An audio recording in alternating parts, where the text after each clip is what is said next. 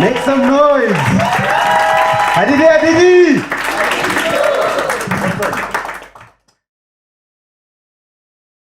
I'd like to welcome on stage our first storyteller, Mr. Grant Senzani.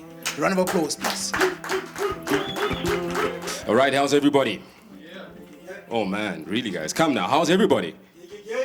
Okay. So prior preparation prevents poor performance. And this I learned on this great evening when I had this beautiful lady look at me and ask the question, is everything okay? So this is the year 2006, and I'm in varsity for the first time. Now, I don't know about you guys, but by that time, I had not even dated a girl as of yet. Okay, that was not even on my radar. So in my mind, after watching all these rom-coms and so forth, I'm thinking, hey, it would be so nice if I had a girlfriend. And as usual, when we call out for these things, when we're like, I think I'm ready now, somehow the universe decides, we'll grant you this wish, Grant. What's that, Grant? Pun intended. And so I meet this girl from Tanzania. Yeah. And this is at the University of Namibia. And I'm just trying to find those words, to just get her on that date. Both first years, I'm studying chemical engineering at that point in time. And she's also doing the exact same thing with civil engineering. So I'm just thinking, this engineering thing makes sense. So after a few weeks of chasing, ladies, you know how this goes. I finally get the courage and say, I would like to take you out sometime. I was thinking Thursday night, 6, Mike's Kitchen. And she then says, exactly. So I'm thinking Thursday morning, what am I going to wear this evening? What am I going to wear? And I'm looking through my wardrobe. Now, back then, being a baggy was the thing. Okay, this came with time. So I had these FUBU tanned boots, right, which is really the poor man's version of a Timberland. Had those prepared. For those of you who knew the culture back then, I also had your Sean John baggy pants, right? And just to top it off, the only time I ever wore a shirt was during dates. And this being the first, I thought, very appropriate. And the belt, rock away. So I was a little, thug. So I put all these clothes on, and that's about 5 o'clock. Now, this is how the University of Namibia looks. We've got the new hostels over here, the University of Namibia right over here, and the old dormitories over here. And I was at the new, she was at the old. So I have that long walk to finally see this Tanzanian beauty. So I start my journey, and with every step, my heart is obviously beating faster. Ladies, we don't share this with you, but the honest truth is that we quiver. Yeah, we do. Don't let them tell you anything different. So at every step, heartbeats, pulsating, sweating, and I'm just thinking, keep your cool, keep your cool, keep your cool. And finally I get to her door, and I knock on that door. And you guys should have been there. You guys should have been there. When that door just began to open slowly, the first thing that hits me is this fragrance. I felt as though just a garden of roses, red roses. I just escaped the room. And the door keeps opening. mocha skin, long hair,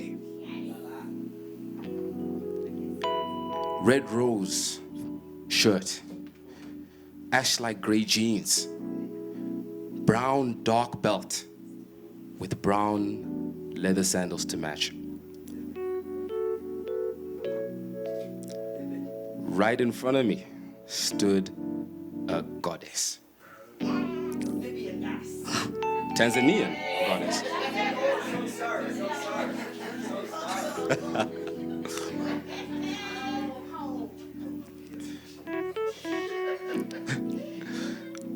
So with a tremor in my voice, I utter the following, and this is way back then, guys. The game has changed. You look and you are beautiful. And she smiles. But remember, in my mind, I'm going, Grant, keep your cool. So I do what any gentleman does, regardless of the bag you wear, and I put my arm out. She responds accordingly, and we lock. When we begin to walk towards the exit of this university. Now, I know in South Africa, when we stop taxis, or throw some sort of gang sign, right? In Namibia, however, things are very, very different. They don't do your combi taxis. They do these sedans. Okay, so me and her were getting to the exit. We hail a taxi, get in the back, and we're going to what we call Marua Mall. Now, Marua Mall is it's not like anything in South Africa, because we all know South Africa is over there. But this is the creme de la creme when it comes to just entertainment, especially for someone who's got a university budget. So her and I are talking and we're laughing, and we're just, Grant is just trying to set that tone. And with the voice. So we finally get to Marua Mall, and I finally pluck the courage. There's that weird thing that happens when two people are walking, and you can just feel their bodies kind of synchronize. Their hands just start to... Needless to say, we held that hand.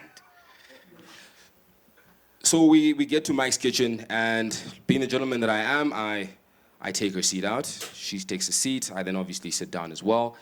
And the waiter then comes in. Now with my cool, deep voice, I go, just give us a second. Yes, and as the waiter goes and we start to look at these menus,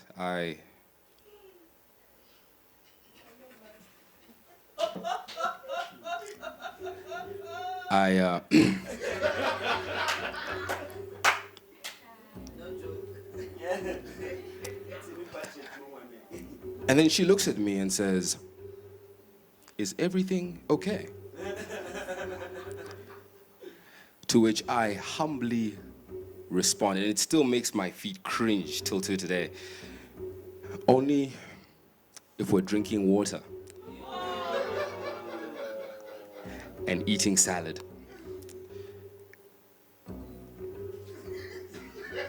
Prior preparation prevents poor performance. Now, you would think that Grant would let things go, but Grant is not about that life. So I decided, you know what? I'm gonna turn this thing around. Let's go watch a movie. After all, we are at Marua Mall. Now, you guys are definitely that age group. We go to watch a movie by Will Smith called The Pursuit of Happiness. Now, you guys, if you've seen this movie, you understand one thing. It's about a broke guy who tries to make it throughout that whole movie. Now, eventually he makes it. But I had the sad ordeal to go through this painful reminder of what was inside my pocket. Prior preparation prevents poor performance. I'll have you know that we eventually dated. And seeing that was in Namibia and I finally am here in South Africa, things didn't work out. Clearly. But what has that taught me? When it comes to these things, these dreams that we all want, these ambitions that we just seek to acquire, one must always be prepared in advance. Because it doesn't matter what the opportunity is. If you're not prepared, you will poorly perform. So tonight, at 9:30, in Rosebank, I've got a thing for the East African women. I'll be seeing a Kenyan. And best believe my bank account is fully prepared.